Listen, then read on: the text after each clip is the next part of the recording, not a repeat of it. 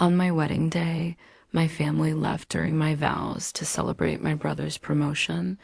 The string quartet played softly as I stood behind the heavy oak doors of St. Helena's Chapel. Veil draped over my face, bouquet trembling slightly in my hands. My heart should have been racing with excitement. This was my wedding day, the day I had dreamed about since childhood. Yet a knot of unease sat heavy in my stomach. The doors opened, and warm light spilled in, blinding me for a moment. Gasps rippled through the room as guests turned to watch me walk down the aisle. Rows of smiling faces, friends from work. My fiancé Daniel, waiting at the altar with eyes full of love. But then my gaze slid toward the front pew. My family Dot, my father sat stiffly, his arm draped protectively around my mother, who dabbed her eyes with a tissue. My brother James leaned back casually, his phone glowing faintly in his hand even as the music swelled. I bit the inside of my cheek, of course. Even on my wedding day, he couldn't put it away. Step by step, I walked toward Daniel. My heart softened when I met his gaze, steady, certain, the anchor in a storm I'd known my whole life. For a moment, I let myself believe nothing else mattered. The vows began. Daniel spoke first, his voice breaking, words so full of devotion that guests sniffled and wiped at their eyes. When it was my turn, my hands shook as I held his. Claire. I began, voice trembling. From the moment I met you, I knew. Sudden rustle cut through my words, movement in the front pew. I glanced over. My brother's phone lit up again, vibrating. He leaned toward my father, whispering something, his face breaking into a wide smile. My father's brows shot up, then his lips curled into that familiar look of pride I hadn't seen directed at me in years. They stood. My father, my mother, my brother, all rising together. Chairs scraped against stone. "I'm sorry, darling," my mother mouthed as she clutched her pearls. Then, without a word, they walked out. Gasps rippled through the chapel. Guests turned, whispering, confused. My chest tightened, my throat closing as I forced the next words of my vows out. My voice shaking. Daniel squeezed my hands, whispering, "Ignore them. I'm here. I'm not leaving." But my eyes burned with tears as I watched the doors swing shut behind them by the time we exchanged rings. The whispers had spread. James got promoted, someone murmured. A huge deal. Executive position, overseas contracts.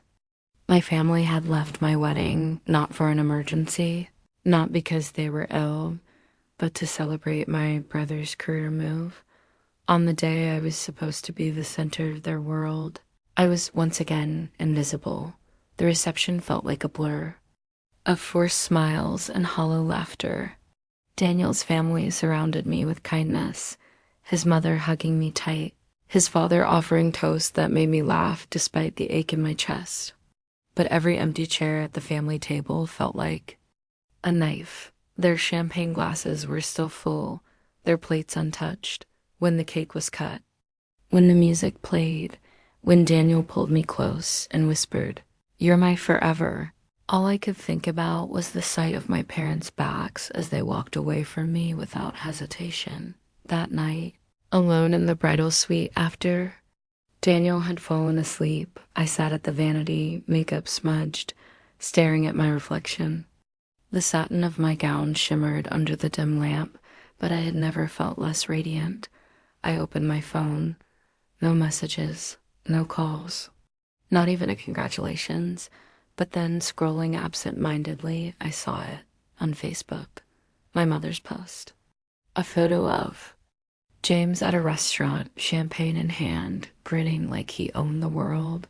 The caption, "So proud of our son James." Executive Vice President at 32. The Halstead legacy continues. The timestamp? 2:17 p.m., the exact moment I was saying my vows. My fingers trembled as I set the phone down. My chest rose and fell in sharp, uneven breaths. My wedding day hadn't been forgotten. It had been abandoned, and in that moment, staring at my reflection, a veil of innocence lifted. I understood I would never be enough for them, not as a daughter, not as a sister, not as a bride, but I wasn't powerless because they had just given me the clearest gift of all, the freedom to stop begging for their love. And in that freedom, a plan began to take shape. The morning after my wedding, I woke up to silence, kind of silence that presses against your chest, reminding you something is missing. Daniel was still asleep beside me, his breathing steady, one arm draped over my waist. He looked peaceful, untouched by the storm inside me. I slid out of bed quietly, letting the satin of my robe trail behind me as I walked to the window. The city stretched below, golden in the sunrise. It should have been beautiful. It should have felt like a new beginning. But all I saw was the reflection of myself in the glass, eyes swollen, lips trembling. I checked my phone again. Nothing. No congratulations from my parents. No message from my brother. Not even a simple sorry we left. Instead, my feed was flooded with their celebration. Photos of James standing in front of a champagne tower. My father's hand clapping his shoulder. My mother beaming like a queen, whose heir had just been crowned. Dozens of comments. So proud of the Halstead legacy. Congratulations, James. The future looks bright. Not a single mention of me. Not one acknowledgement that while they were cheering in some upscale restaurant, I was standing at an altar, abandoned by the people who should have loved me most. Daniel stirred awake, his voice hoarse. Claire, what are you doing up? I wiped at my face quickly, forcing a smile. Just couldn't sleep. He frowned, sitting up. You're thinking about them, aren't you? My silence was answer enough. He crossed the room, cupping my face gently. Claire, look at me. They don't define you. Yesterday wasn't about them. It was about us. I wanted to believe him. God, I wanted to. But deep down, the betrayal clung to me like smoke, seeping into everything. That evening, we hosted a small post-wedding dinner with a few close friends. The restaurant was cozy, candlelit, filled with laughter and clinking glasses. But every time someone raised a toast, my eyes flicked toward the empty seats where my parents should have been. Toward the chair reserved for my brother that stayed. Untouched. The hurt wasn't just in their absence. It was in the message they sent.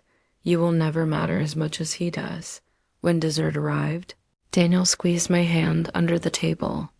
His thumb brushed my wedding band, warm against my skin. We'll build our own family, Claire. One that chooses us, not one that forgets us. I smiled, but it felt hollow. Because even as I sat surrounded by people who cared, my mind replayed.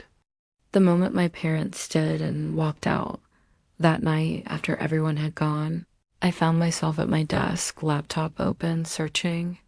Not for wedding photos or honeymoon destinations. But for James, I typed his name into the search bar, pulling up article after article announcing his promotion, executive vice president, speeches about his brilliance, his leadership, words like visionary and strategic genius. But then I found it, a small business journal, buried under the headlines. An article hinting at trouble.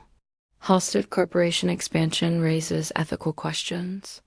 It mentioned contracts rushed through, investors misled, whispers of insider connections. And James's name was at the center. I leaned back in my chair, heart pounding.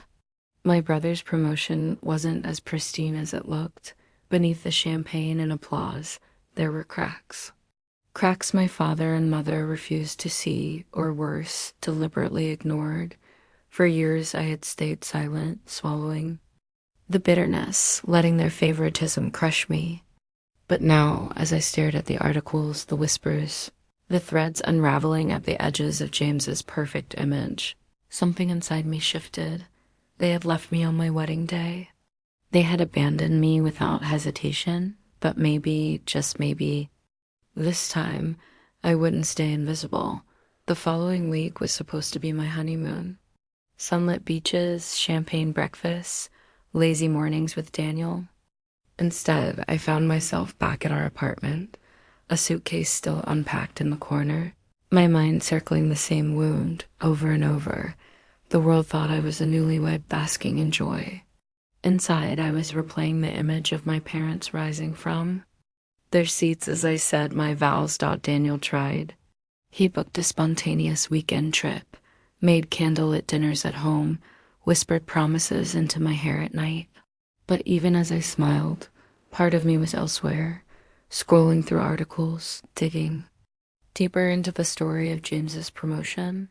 The more I read, the more patterns emerged. A rushed acquisition here, a questionable partnership there. His name kept surfacing alongside words like investigation and conflict of interest. It was subtle, easy for most people to miss. But I didn't miss it. I had spent my life on the sidelines, watching every detail, noticing every crack they ignored. One evening, Daniel found me hunched over my laptop again. He set a hand on my shoulder. "Claire, what are you looking for?" I hesitated, then turned the screen toward him. Look at this article, and this one.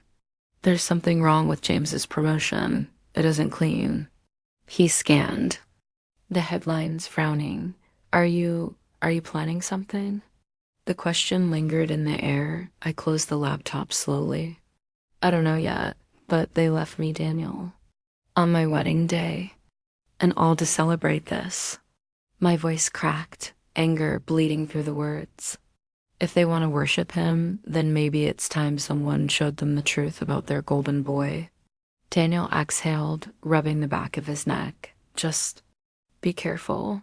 Revenge doesn't always heal. Sometimes it burns everything, including you."